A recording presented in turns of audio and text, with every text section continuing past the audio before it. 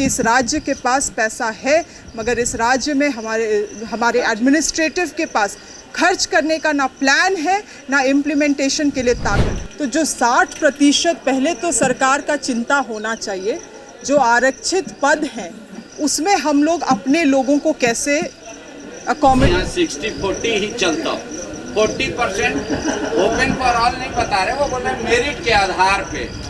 लेकिन अब तो ये तय हो गया ना कि राज्य में किनको नियुक्ति मिलेगी, फिर 32 का राग क्यों आलाते हैं आप? देखिए, पहली बात तो 60-40 की जो ये है प्रावधान है, उसी में आज मेरा भी सवाल था कि जो शिक्षकों की जो नियुक्ति हो रही है, जो 60% जो हम लोगों के लिए रिजर्व्ड कैटेगरी में आता है, उसमें भी हम लोग अपने लोगों को अकोमोडेट नहीं कर पा रहे हैं। एसटी के लगभग आपके 2008 पद सरेंडर होने के कगार पे हैं।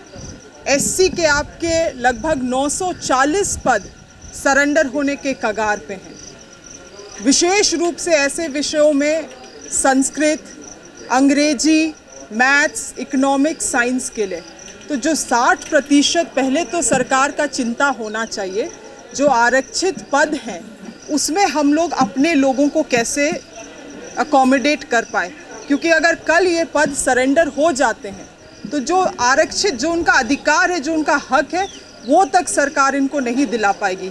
इसीलिए सरकार को मैंने अपने तरफ से ये मांग भी किया है और सलाह भी दिया है कि इन वर्गों के लिए न्यूनतम मार्क्स को कुछ साल के लिए इसे घटाया जाए, कुछ परीक्षाओं के लिए इसे घटाया जाए, और साथ ही साथ इन्हें ओरिएंटेशन या ट्रेनिंग प्रोग्राम में रखा जाए।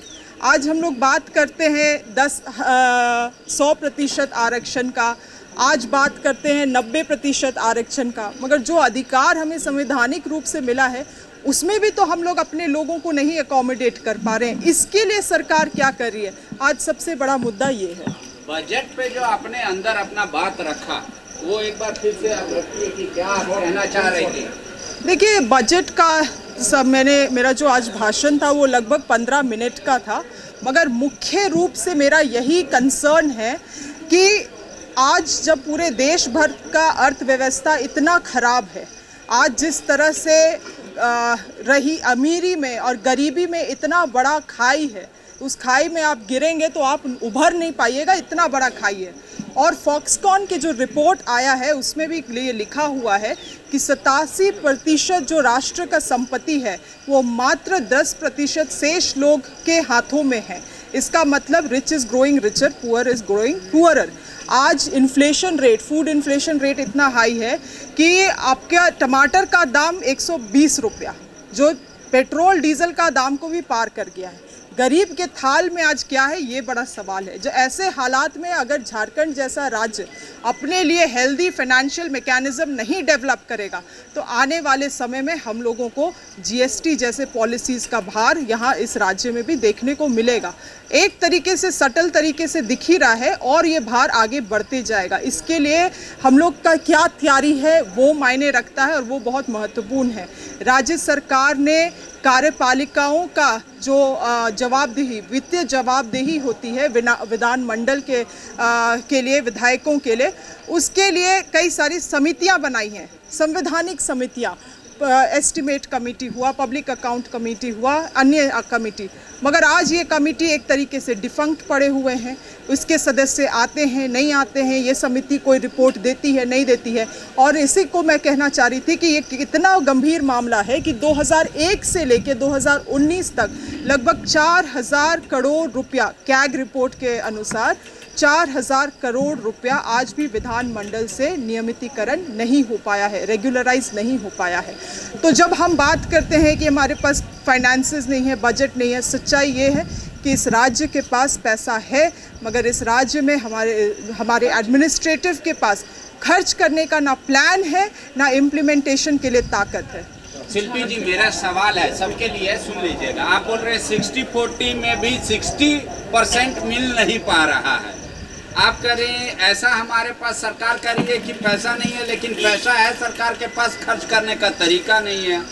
तो ये सब हो रहा है, फिर भी आप कह रहे हैं कि सरकार अच्छा काम कर रही है, तो दोनों कैसे हो सकता है? देखिए, आज मैंने इस चीज़ को भी कहा कि सरकार हमेशा नेक इरादा से बजट को लाती है, और वो इरादा आज यहाँ पे भी देखने को मिला। सुखाड़ की स्थिति हो या तमाम चीज़ों को लेते हुए आज अनुपूरक बजट को लाया गया। मगर मैं कह रही हूँ, केवल जो सरकार होता है वो केवल एक अंग सरकार से ही नहीं चलता है, उसमें कार्यपालिका भी होता है, एडमिनिस्ट्रेटिव का भी इसका रोल होता है, एग्जीक्यूटिव का भी रोल होता है, समितियों का भी रोल होता है। आप केवल एक ही चीज़ केवल अधिकारी आपकी नहीं सुनते, सरकार की नहीं सुनते, सरकार की मंशा देखिए, अधिकारी की आज जो मैंने रिपोर्ट दिया, आज मैंने जो डेटा दिया, वो किसी एक सरकार का नहीं है। ये मेरा बातों को रखने का जो ये था, इंटेंशन था, वो किसी एक सरकार को उंगली दिखाने का नहीं था। वो झारखंड राज्य को एक कंस्ट्रक्टिव फीडबैक देने का मनसा था, और उसी के तहत आज के आंकड़े और आज के एनालिसिस को प्रस्तुत किया गया। मुख्यमंत्री ने कहा था कि परीक्षा का पत्र लीक होगा तो अब 10 साल सजा होगी। जो विधेयक आया है वो, उस विधेयक में तो ये है कि अब जो आवाज उठाएगा उस पे केस हो जाएगा। इस विधेयक को मैंने पूरी तरीके से अध्ययन नहीं किया है। कल इससे जब अध्ययन करके आऊंगी तब मैं इसमें टिप्पणी करूंगी। बायोम जो है मेडिकल प्रिपरेशन का एकमात्र संस्थान, जहां है complete digital classrooms, video lectures, student tracking system, library facility and 100% result oriented rankers batch. Biome, Hinoo एवं नगरा टोली, Ranchi.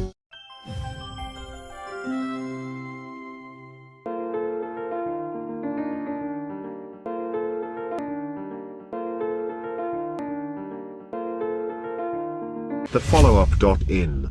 Like, share, and subscribe.